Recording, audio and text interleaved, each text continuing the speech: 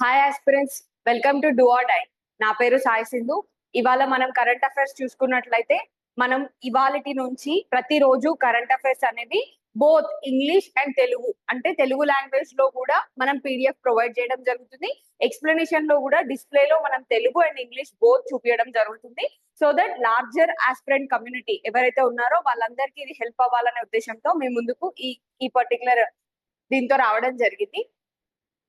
మనం చూసుకున్నట్లయితే first scheme వచ్చేసి అంటే నేను చెప్పినట్టుగా మనకి తెలుగు అండ్ ఇంగ్లీష్ రెండిట్లో ప్రొవైడ్ చేయడం జరుగుతుంది.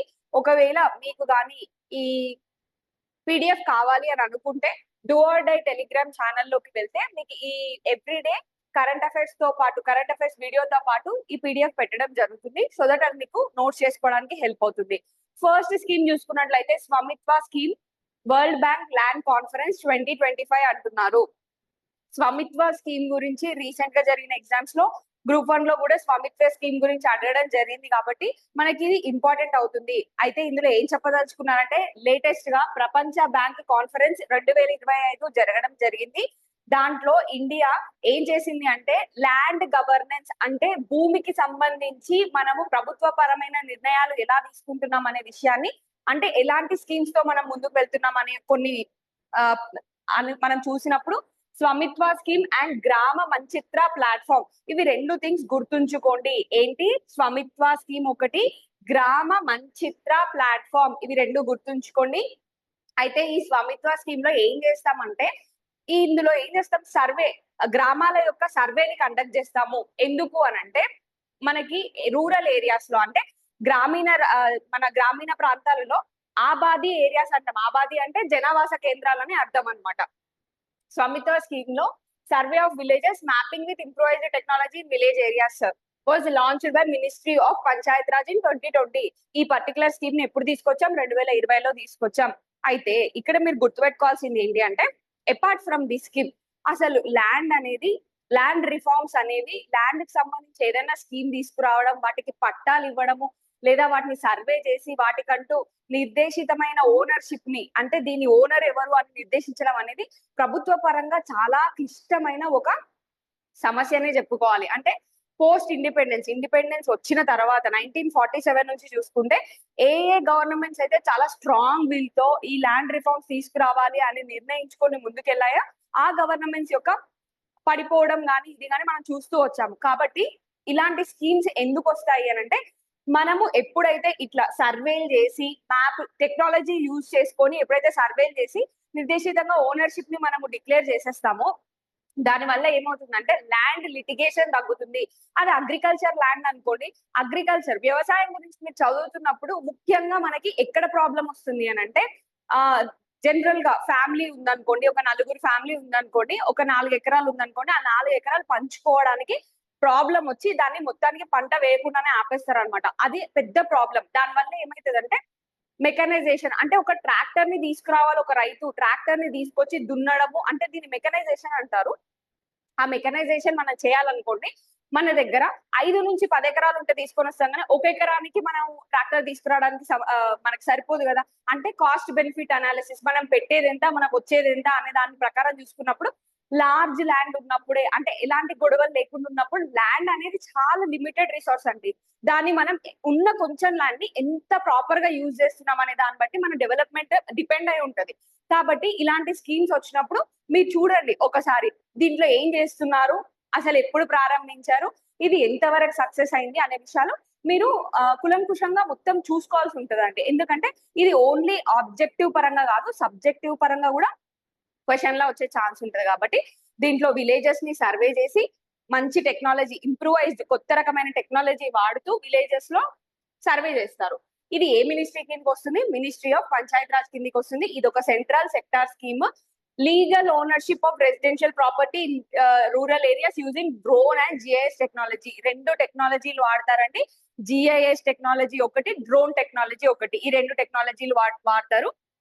It is aimed at creating record of rights for rural property అని చెప్పాను కదా. ఆబాది ఏరియాస్ ఇన్హాబిటెడ్ జనావాస కేంద్రాలు అని చెప్తున్నాము. యాజ్ ఆఫ్ 2025 2025 ఏప్రిల్ నాటికి చూసుకున్నట్టయితే scheme has issued property cards to. ఇట్లా మనం సర్వే చేసాము, టెక్నాలజీ యూజ్ చేసి తర్వాత ఏం చేయాలి, ఆ పర్టికులర్ ఏదైతే ప్రాపర్టీని మనము సర్వే చేసామో వాటికి మనము ప్రాపర్టీ కార్డ్స్ అనేవి ఇవ్వాలండి. అయితే 24.4 మిలియన్ హౌస్ హోల్డ్స్ అంటే అన్ని ఇల్లులకి 1.6 lakh villages unlocking land value worth 1.162 million trillions ఇవ్వడం జరిగింది. తెలుగు మీడియం వాళ్ళ కోసం మనం ఇక్కడ డిస్ప్లే చేయడం జరిగింది. ఎక్స్ప్లెనేషన్ అనేది మోర్ ఆర్ లెస్ బైలింగ్వల్ లోనే ఉంటుంది. ఇక్కడ మీకు ఇవ్వడం జరిగింది చూడండి. స్వామిత్వ స్కీమ్ ప్రపంచ బ్యాంక్ 2025 కాన్ఫరెన్స్ లో ఇండియా తరపున మనము ఏం ప్రదర్శించడం జరిగింది, స్వామిత్వ అండ్ గ్రామ మంచిత్ర వేదిక.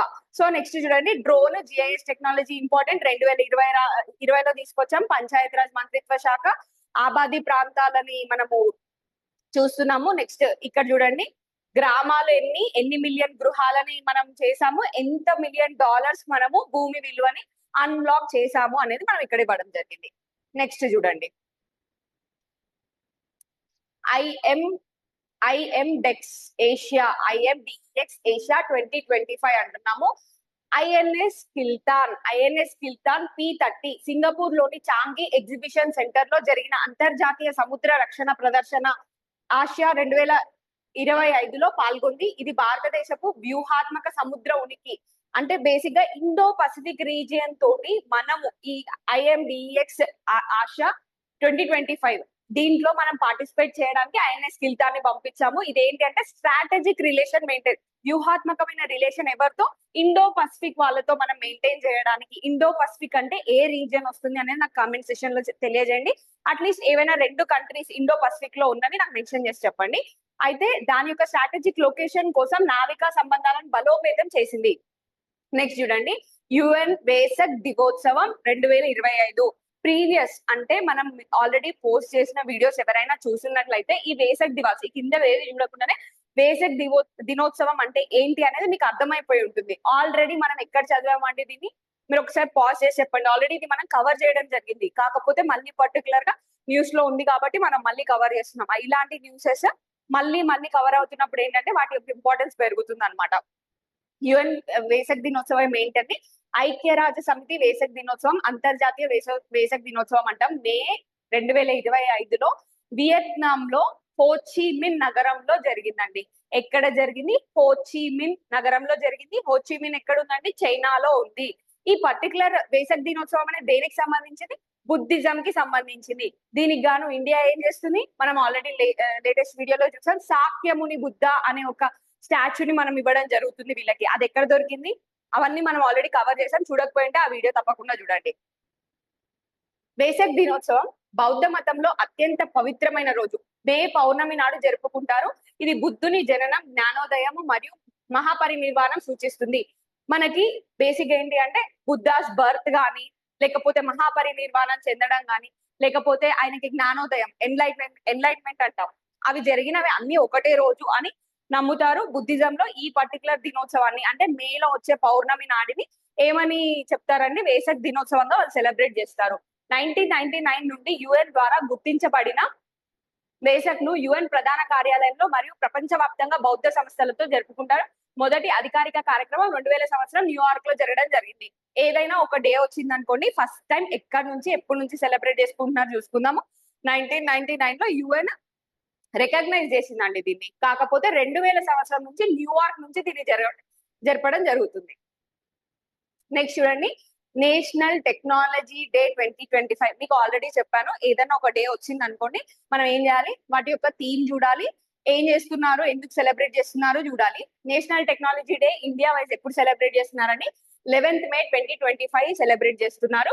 ఈ ఇయర్ థీమ్ వచ్చేసి ఏంటంటే యంత్ర Jugantar for advancing new technology research and acceleration. దీని యొక్క థీమ్ వచ్చేసి సేమ్ అండి, new technology research and acceleration. Theme ఎప్పుడైనా సేమ్ గానే ఉంటుంది. సో ఈ థీమ్ ఒకటి గుర్తుపెట్టుకోండి, new technology research and acceleration. ఈ 11th May 1998 నుంచి డే సెలబ్రేట్ చేసుకుంటున్నామండి. ఎందుకు అంటే మనము న్యూక్లియర్ టెస్ట్ సక్సెస్ఫుల్ గా న్యూక్లియర్ టెస్ట్ ఆపరేషన్ శక్తి అనేది కండక్ట్ చేయడం జరిగింది. సో ఆ రోజు నుంచి 11th May national science day గా సెలబ్రేట్ చేసుకున్నాం. Maiden flight of Hansa 3 air craft ఆ టైంలో అంటే వీటిని పురస్కరించుకొని మనము national science day national technology day చేసుకోవడం జరుగుతుంది. నెక్స్ట్ శక్తి పాలసీ. ఈ పర్టికులర్ పాలసీని ఇక్కడ ఇంట్రడ్యూస్ చేయడానికి ఒక రీజన్ ఉందండి.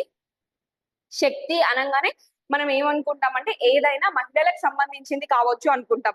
కాకపోతే న్యూస్ లో పర్టికులర్ గా ఉంది కాబట్టి ఇలాంటి విషయాల్లో మనం తప్పు చేయకూడదు. అంటే ఎగ్జామినేషన్ హాల్లో కూర్చున్నప్పుడు మనకి కొన్ని విషయాలు ఏంటి అంటే మనని కన్ఫ్యూజ్ చేసే విధంగా ఉంటాయి. మనం కామన్ సెన్స్ వాడి పెట్టినా కొన్నిసార్లు కరెక్ట్ కాకపోవచ్చు. అలాంటి దాంట్లో ఇదొకటి. సో అసలు శక్తి పాలసీ ఏంటో చూద్దాము. ప్రధాన మంత్రి శ్రీ నరేంద్ర మోడీ అధ్యక్షతన జరిగిన ఆర్థిక వ్యవహారాల కేబినెట్ కమిటీ సిసిఈఏ అంటాము. విద్యుత్ రంగానికి బొగ్గు కేటాయింపు కోసం సవరించిన శక్తి భారతదేశంలో కోల్ పారదర్శకంగా వినియోగించడం మరియు కేటాయించడం కోసం పథకం విధానానికి ఆమోదం తెలిపింది. దేనికి సంబంధించిందంటే కోల్ అలొకేషన్ కి సంబంధించింది శక్తి పాలసీ అని గుర్తుపెట్టుకోండి. నెక్స్ట్, ఇంటర్నేషనల్ మ్యారిటైమ్ ఆర్గనైజేషన్ అనేది ప్రస్తుతం న్యూస్ లో ఉందండి. ఎందుకు న్యూస్ లో ఉందో ఒకసారి చూద్దాము. 83rd session of maritime environmental protection committee అంటే మ్యారిటైమ్ ఎన్విరాన్మెంటల్ ప్రొటెక్షన్ కమిటీ యొక్క 83వ సెషన్ జరుగుతుంది. Under the international maritime organisation adopted a landmark decision on shipping emissions. అంటే మనకి ఏవైతే షిప్ ఉద్గారాలు ఉంటాయో వాటికి సంబంధించిన అన్నమాట మనకి ఎమిషన్స్ గురించి about international maritime organisation. International maritime organisation ఏంటంటే ఒక స్పెషలైజ్డ్ ఏజెన్సీ అండి. United nations.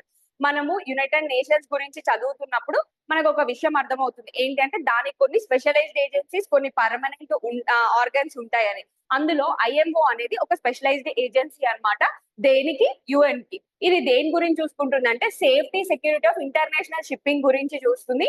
Prevention of marine and atmospheric pollution గురించి మనం ఈసారి మాట్లాడడం జరిగింది. అయితే ఇది మనం సస్టైనబుల్ డెవలప్మెంట్ గోల్స్ గురించి ఎవరికైనా తెలియనట్లయితే ప్రపంచం అంతా కలిసి 2030 నాటికి అంటే యుఎన్డిపి ద్వారా 2030 నాటికి కొన్ని గోల్స్ పెట్టుకోవడం జరిగింది సుస్థిరాభివృద్ధి కోసం.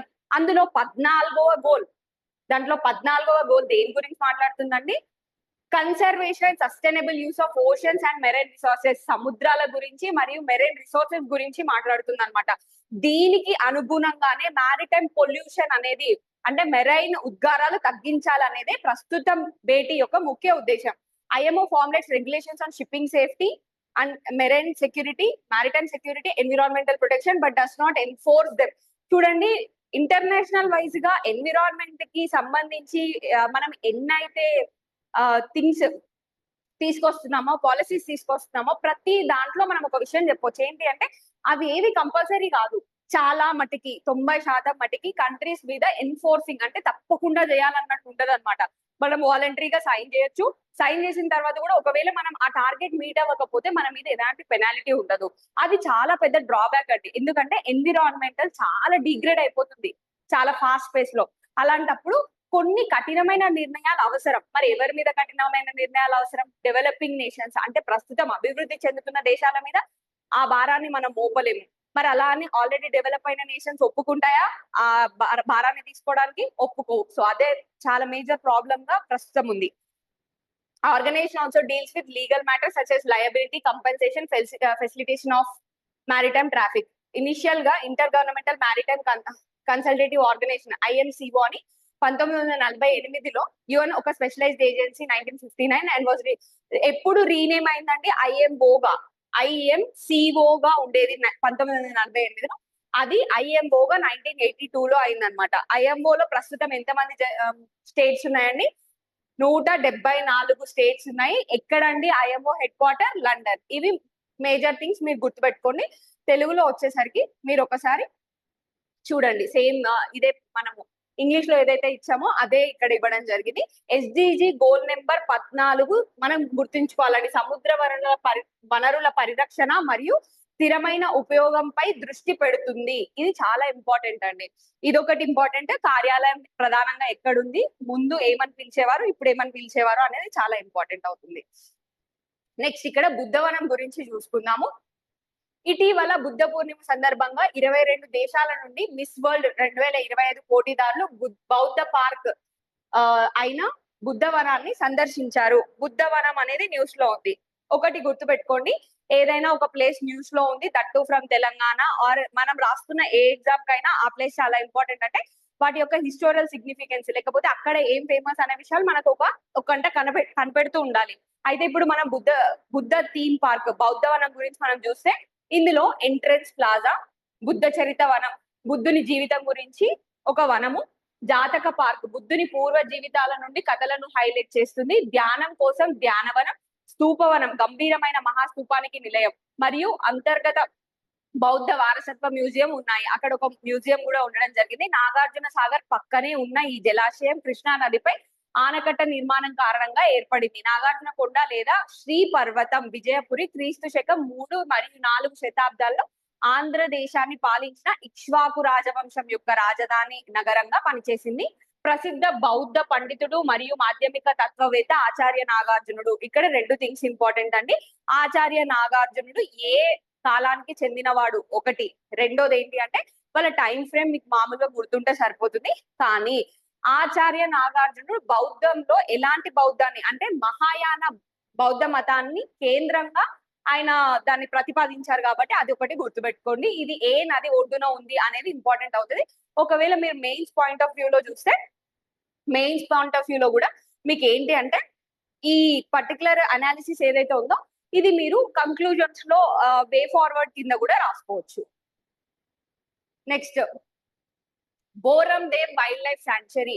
చాలా మంది నన్ను ప్రతిసారి అడిగే క్వశ్చన్ ఏంటంటే అంటే మన స్టూడెంట్స్ చాలా మంది అడుగుతూ ఉంటారు ఏంటి అంటే national parks, wild life sanctuaries అన్ని గుర్తుపెట్టుకోవాల్సిన అవసరం ఉందా అంటే అంతవరకు ఏవి ఎక్కడ ఉన్నాయని గుర్తుపెట్టుకుంటామండి. కానీ ఎగ్జామ్ లో ఏవి వస్తాయి అనే విషయానికి మనం వచ్చినట్లయితే ఏవైతే ప్రస్తుతం న్యూస్ లో ఏదో ఒక విషయానికి నిలుస్తున్నాయో అవి మాత్రమే ఎగ్జామ్ లో అడుగుతారండి. మీరు గమనిస్తే అన్ని శాంక్చురీల గురించి అన్ని పార్క్స్ గురించి అడగరు.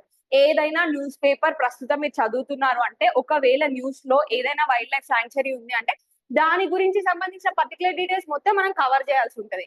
సరే ప్రస్తుతం చూడండి బోరం దేవ్ వైల్డ్ లైఫ్ శాంక్చురీ గురించి చూసుకుంటే రీసెంట్ గా ఏం జరిగిందంటే మ్యాన్ యానిమల్ కాన్ఫ్లిక్ట్ జరిగిందండి. 4 ఇంజ్యూర్ అయ్యారు బేర్ అటాక్ లో. Cover the range of Bhoramdev wildlife sanctuary. ఎందుకు వెళ్ళారు అక్కడికంటే 10 లీవ్స్. ఎప్పుడైనా గుర్తు పెట్టుకోండి మ్యాన్ యానిమల్ కాన్ఫ్లిక్ట్ ఎప్పుడు ఈ మధ్యలో చాలా రీసెంట్ గా జరుగుతున్న థింగ్స్ అన్నమాట. ఎందువల్ల జరుగుతున్నాయి? హ్యూమన్ పాపులేషన్ పెరగడం, మనం వెళ్ళి అడవుల్ని ఆక్రమించుకోవడం, ఇలాంటి వాటి అన్నిటి వల్ల జరుగుతుంది. సో అసలు ఫస్ట్ మనం చూడాల్సింది బోరం దేవ్ ఎక్కడుంది అంటే బోరం డియో వైల్డ్ లైఫ్ శాంక్చురీ అనేది ఎక్కడుంది అని అంటే కవర్దా డిస్ట్రిక్ట్ ఆఫ్ ఛత్తీస్గఢ్ లో ఉందండి. ఛత్తీస్గఢ్ లో ఉందని గుర్తుపెట్టుకోండి. శాంక్చురీ ఒక దేంట్లో ఒక దాంట్లో భాగంగా ఉండాలి కదా, Maikal range of Satpura hills లో భాగంగా ఉంది. నెక్స్ట్ నేమ్డ్ ఆఫ్టర్ ఫేమస్ అంటే పర్టికులర్ గా ఒక పేరు ఇస్తున్నామంటే దానికి ఒక కారణం ఉంటది కదా. బోరం దేయో టెంపుల్ పేరుని పట్టుకొని మనం వైల్డ్ లైఫ్ శాంక్చురీకి పెట్టాము. ఇది ఎవరి టెంపుల్ అండి? Lord Shiva temple. దీన్ని మనం ఈ పర్టికులర్ టెంపుల్ ఏమంటామంటే ఖజురాహో ఆఫ్ ఛత్తీస్గఢ్ అని అంటాం అనమాట. ఖజురాహో ఆఫ్ ఛత్తీస్గఢ్ అని కూడా అంటాము. It is part of Kanha Achanakmar corridor. ఇది గుర్తుపెట్టుకోండి. సో మనకి ఇక్కడ మళ్ళీ తెలుగులో కూడా ఇవ్వడం జరిగింది. బోరం దేవ్ వన్యప్రాణుల అభయారణ్యం గురించి డీటెయిల్స్. ప్రస్తుతం అది న్యూస్ లో ఎందుకుంది, మెయిన్ ఇంపార్టెంట్ ఏంటి అంటే ఏ రేంజ్ లో పార్ట్, మైకాల్ ఎకో సిస్టమ్ లో అదొక పార్ట్. రెండవ థింగ్ ఏంటి అంటే ఏ రాష్ట్రంలో ఉంది గుర్తుపెట్టుకోండి. అంతవరకు గుర్తుపెట్టుకుంటే సరిపోతుంది.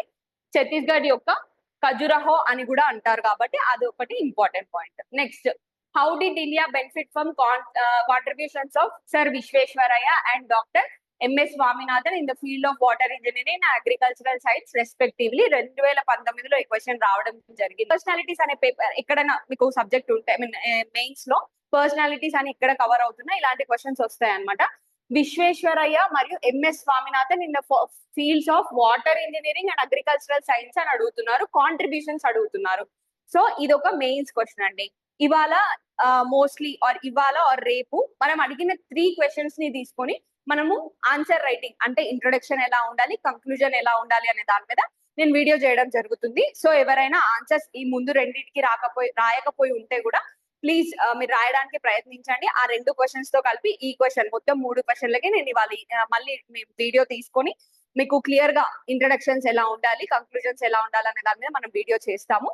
ఒకవేళ ఎవరైనా ఆన్సర్ రైటింగ్ స్టార్ట్ చేద్దాం అనుకుంటుంటే ఇదే సరైన తరుణం అండి. మీరు స్టార్ట్ చేసి ఆన్సర్ రైటింగ్ చేసుకుంటేనే మీకు చాలా హెల్ప్ అవుతుంది. ఒకవేళ మీకు ఈ పీడిఎఫ్ కావాలి అని అంటే డిస్క్రిప్షన్ బాక్స్ లో డూ ఆర్ డై ఛానల్ యొక్క టెలిగ్రామ్ లింక్ అనేది ఇవ్వడం జరుగుతుంది. దాంట్లో ఈ పీడిఎఫ్ అవైలబుల్ గా ఉంటుందండి మీకు. Thank you so much for watching. Please do subscribe అండి.